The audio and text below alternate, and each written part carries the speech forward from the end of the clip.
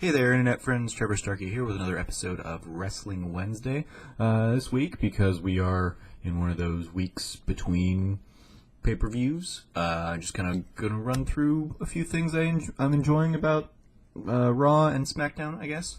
On Raw, I'm enjoying what we're seeing on the women's scene. The fact that, of course, we've got the first Elimination Chamber for the women coming up. I especially enjoyed the jab this week from Alexa Bliss at Kurt Angle to be like, hey, why isn't Brock Lesnar having to defend his thing? Why do I have to defend my belt in the Elimination Chamber, but Brock Lesnar doesn't have to defend his? Why is his only like a number one contender match?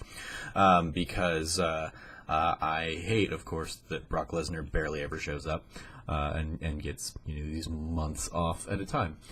So I appreciate her kind of calling attention to it. And then it is, of course, weird for them to basically be like, well, he always defends his stuff, and you haven't defended your thing since October or whatever. And it's like, well, that's kind of on you. Like, you don't get to call people out for not defending their title if you're not making them defend their title.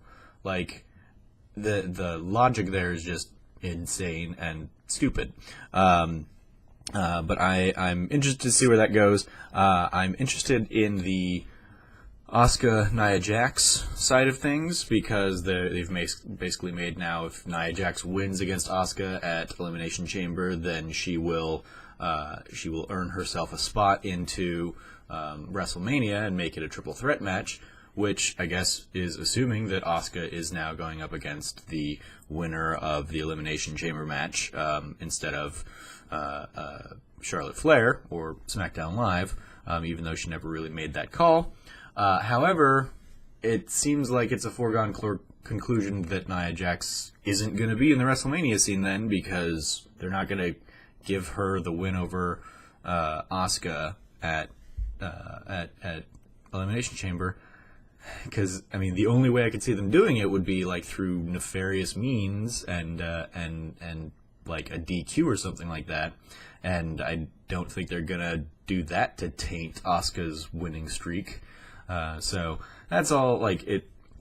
A lot of my issues right now seem to be like, well, we seem to already have kind of the foregone conclusion of what WrestleMania is going to look like.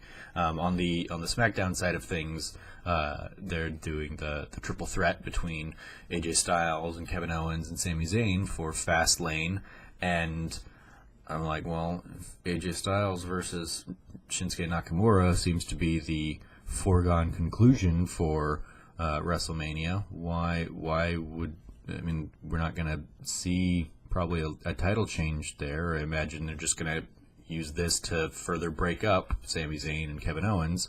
But